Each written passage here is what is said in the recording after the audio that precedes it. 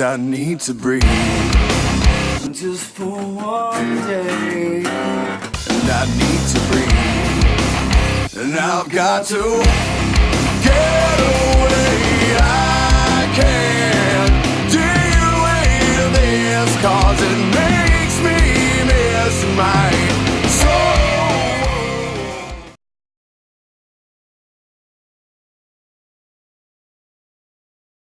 PTSD is a natural response to unnatural conditions. So one thing that's very key then is needing for us as a society to change normal, what's considered normal, which is traumatogenic. So that immediately then gives space. And so that individual then is coming into an environment, is learning how to be kind, is learning how to have space, self-confidence, self-competence, meaning you have certainty that you're able to do things and be centered, etc. So that's really important, because then you're not, that individual is tuning in to an expectation of a society that truly matches his or her way of growing up.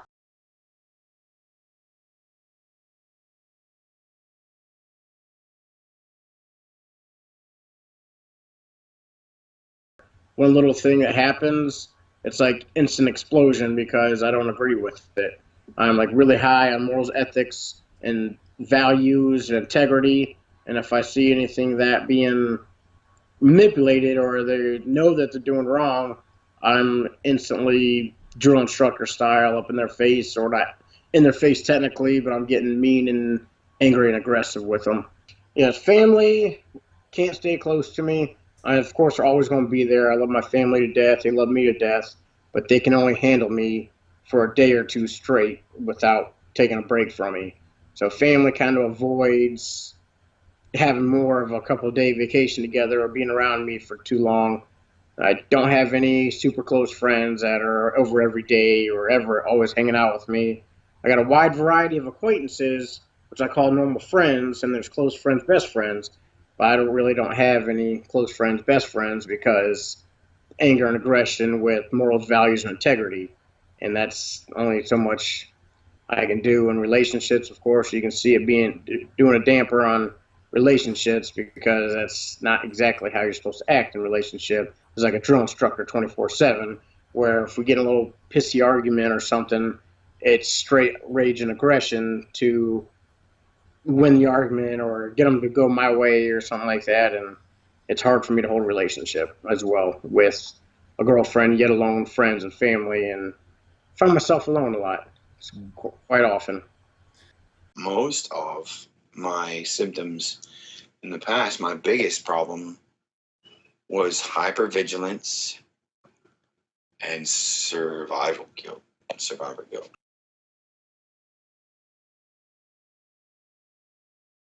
Hopeless and guilty is, that's my daily routine. As far as the guilty part, yeah, I am so guilty about everything I've done, on the job. I should say everything. I think back to when I was working in immigration and I was supervisor. We had a Dominican woman who we detained, and we had discovered she was working here, and she had a tourist visa. We decided that to send her back to the Dominican Republic. I think she waived her right to a hearing at that point. There were other things we could have done. Long story short, we put her on the plane that crashed in the Rockaways. So now here's this woman whose only crime was working here, and now I sent her to her death, basically. I know that sounds harsh, but it's kind of what it was. I was a supervisor. I had the ability to stop that, and I think a lot about that woman. It never ends.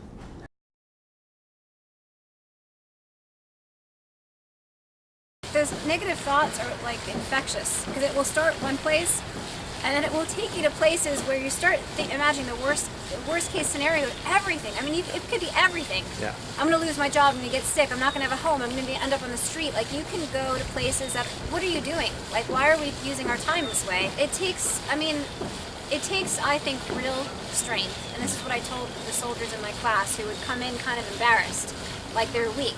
It takes way more strength to actually confront it, work on changing the wiring in your brain through these positive thoughts, paying attention to your body, than just losing yourself in a bottle. I mean, that to me is easier, This is the hard work, but look how fulfilling it is, because you actually stop having something control you. Right. And PTSD is very controlling, and it's like that battle of, I'm not going to give you power today. Or alcohol or pills or whatever, like, I'm not giving any of you power to control me.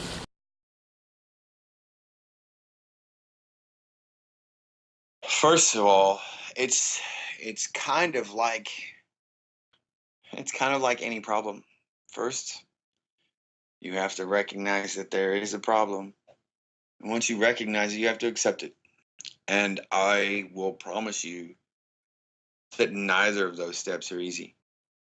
But in order to accept it, you have to figure out how big it is, how many triggers there are, what it looks like when you're triggered. Each individual trigger looks like after it's triggered. How deep does it go? How deep does it go before you can realize that you can accept that you have that problem? I have to every day remember that I have PTSD. I have to remember every day how bad it is, where it goes, how it plays into my life, and I have to remember all of my triggers, all of the reactions, and I have to put things into place to prevent those things. I have to do that every day. I have to work on me.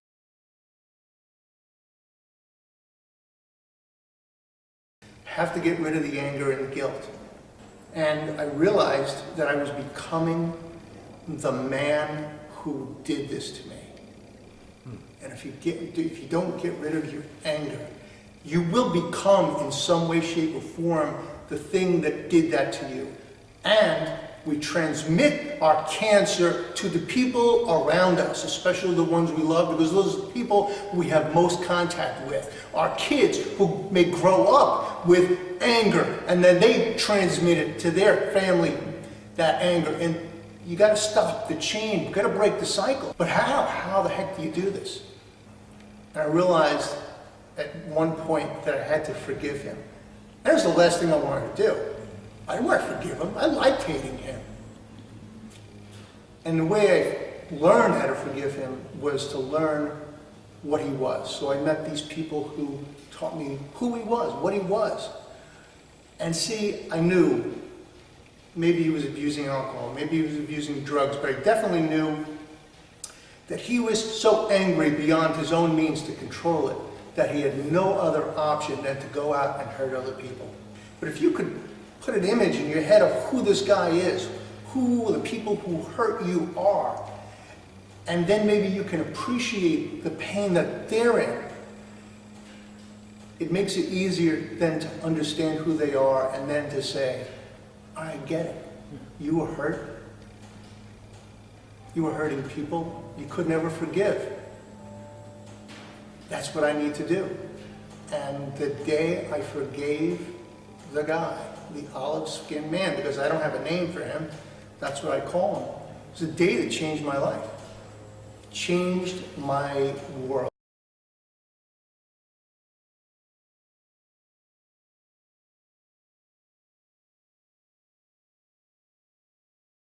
On a daily basis, which is prayer, meditation, quiet time, solitude,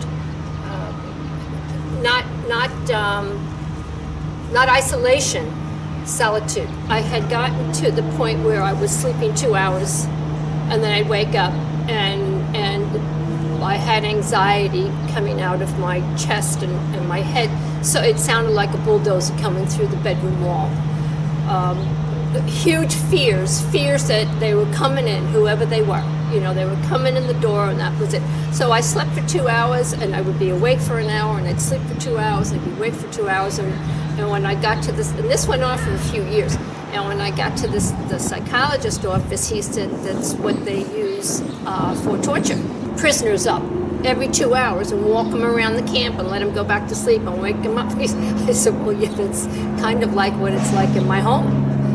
The dreams were, they weren't dreams, I'm sorry, they're nightmares. The nightmares that I had were pretty explicit. They were based in reality, my reality anyway, my life, my first marriage. And they wouldn't go away, and I had a life to live. You know, I had a life to live. I had a little girl to bring up, and I didn't realize that there was help for that. I was very fortunate, you know, I had some really great people help me, and I was free from that for a long time. A little work on it, and I was free from that for a long time, and then in August it started again. It picked up, and it only lasted about 3 weeks, which I was like, wow, you know, 3 weeks, I did that for years. But I immediately got help. I recognized it within 2 days. I said, no, I'm not doing this again. The crawl back up out of that is too difficult, and it takes too long. So I immediately went to the doctor and confessed, so to speak. There you go. You know, I confessed. I said, I need some help. Would you say it was, it takes almost a superhuman effort to get out of that kind of a spiral? I couldn't do it on my own. Right. And I tried for a few years. A misconception many people have, that they can do it on their own. Yeah, if I just, you know, how do they say, pull myself up by my bootstraps, yeah. so to speak, you know, well, then I wind up on my rear end, you know, when I do that, you Exactly. know, and I did that for quite a while, and each time I did that, I got deeper and deeper and deeper into the hole. You know, I learned about good and bad and evil and all that stuff in school when I was a kid, you know, but and I believed it, but I never experienced it. Indeed. Until then. Yeah, and that its self-spiral is pretty incredible. It is pretty incredible. Right. And I don't think, I didn't realize it until I came up and out of it. Right, right, you never do. Oh my God, I can't believe it. And it's like, oh, I can breathe again. Freedom. There's color again. I can hear, I can see. smell. The sense is alive. Nothing Oh my short gosh. of a miracle. It is. And then all of a sudden life is that big a gift. Right. Your So second yeah, I chance. couldn't do it on my own, but I found a lot of people who could, and then a lot of God business. Excellent. A lot of God. Excellent. I was shot in a bank robbery in 1990. Had a lot of these symptoms early on, and then I went back to working for about 10 years after, 10 or 12 years after that. Everything seemed to have subsided. A lot of the anxiety, a lot of the nightmares. And in 2004, I don't know why. There wasn't any specific trigger. Nobody put a gun in my face. Maybe there was a combination of overwhelming stressors, and all of the symptoms of my trauma came back. The nightmares, the anxiety, the panic attacks, to the point where you're just falling down on the floor. Flashbacks of a guy in a room pointing a gun at you and firing it while I was either at work, in a meeting, at dinner time with the family, and me jumping under the table. These things are unacceptable.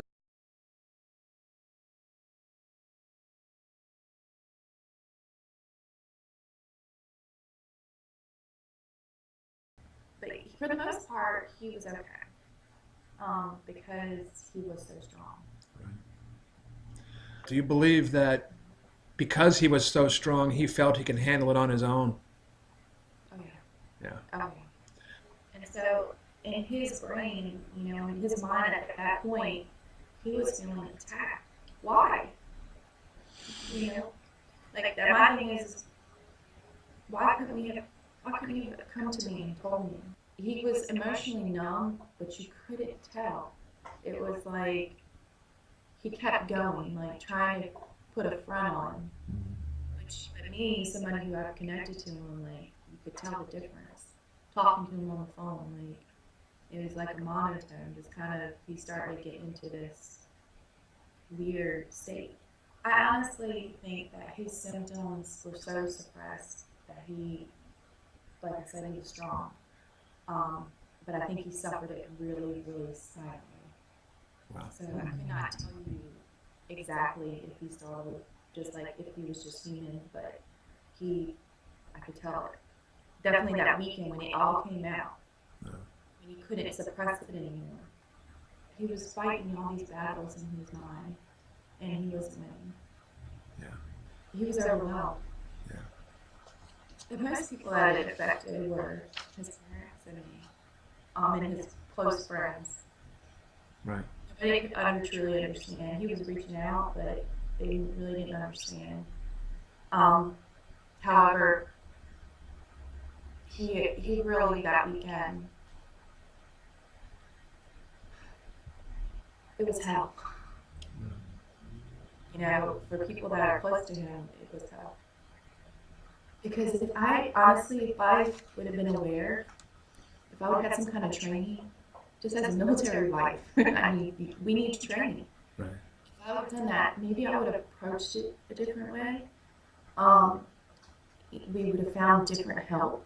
Right. Instead of saying, let's go get help, you know, because help to them is, oh, gotta go to the VA, let's fill out this report, and then, oh my God, they're gonna lose my job, they're gonna take all my guns away, you know, that's what he's thinking. Right. You know, the ripple effect. Not just, I need to just talk to somebody today. Yeah. And it leave right there, it be left right there. It's not. That is a big issue. Yeah. So we can be aware of that. If the VA can say that then maybe there needs to be some kind of reform, that needs to happen because I lost my husband, you know, because of a security clearance thing. My kids lost their dad. That is an issue. And I'm not the only one. Right. I wish more people would speak out, and I hope they do. Because this has got to stop. Yes, it does. Yes, it does. You can take an hour to go get help. If you're feeling like that, you can take an hour, because talking to somebody and taking that suppressed feeling and getting it off of you and letting somebody else hold it, it helps. I don't want another wife to feel what I feel like. So if we can just get the awareness out there, share the video, or talking to people, that's all I want. What people don't understand is that even like from 9/11, okay, all the people in New York that have seen something tragic, and that's everybody, you know, with Anthony, with me, you know, that weekend, I relive it every year. But what people don't understand is that it could happen, but 10 years later, you may not show the signs, but you have suppressed it so much, they cannot handle it anymore. And it's coming out. The suppressed feelings, the suppressed emotions, the suppressed visual effects of what they've seen, it's all coming out. And that's why the suicide rate is at 22 veterans a day. Yeah. You know? Yeah. Back in the past generations, they didn't talk about it. Yeah. It was a hush-hush. It was a no-no. Well, that needs to change. Mm-hmm. We are in a different world, different age, and you need to talk about it. You have to. Because look at the effects that it's doing. 22 veterans a day. One active duty, which is just a statistic, which probably more, way more, a day. That has got to stop. We have got to, for our next generations, where our kids aren't looking at us as veterans and we're committing suicide. That we need to stop this. We need to get the help that they need now, so when they get to that point in the future, they can handle it. They got it out. They got that suppressed feeling out. It's not there no more. And all they need to do is just talk to one person.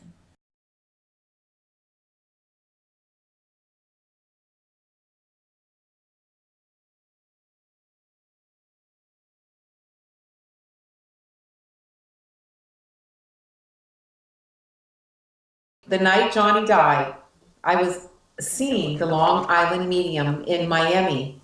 I was at her event with my girlfriend. I'm not. It was January 12th, 2013. And I was sitting there and the lights went on, the show was over. So I immediately checked my phone and I saw that I had a missed call from my son, Justin. So I called him back and I said, hello. And my son, Justin, said to me, why don't you answer your fucking phone? Johnny's dead. Get home. And I went into shock, and my girlfriend said, what? And I said, Johnny's dead. She grabbed my phone. She said, who are you talking to? And she called him back. So now I'm sitting there, people are getting up and leaving, and I'm sitting in this chair and I can't get up because I don't want to go forward with my life now. And I said, what do I do? What am I supposed to do? What do I do? And I'm getting louder and louder. And I called my nephew, Chris, in Tennessee. Chris, I told you, Chris and Mindy, they're very dear to me. And I called Chris and I said, Chris, Johnny's dead. What am I going to do, Chris? Johnny's dead. I can't get up. I can't, Chris. Chris, what am I going to do? Chris, what am I going to fucking do? My son is dead.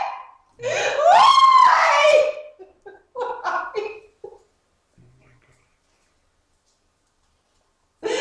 Why?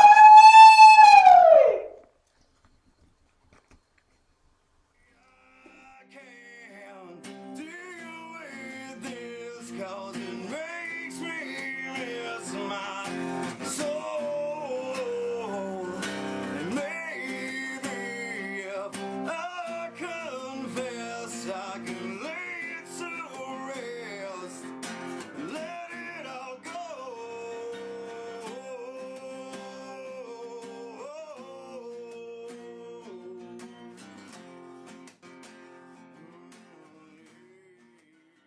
No man is left behind.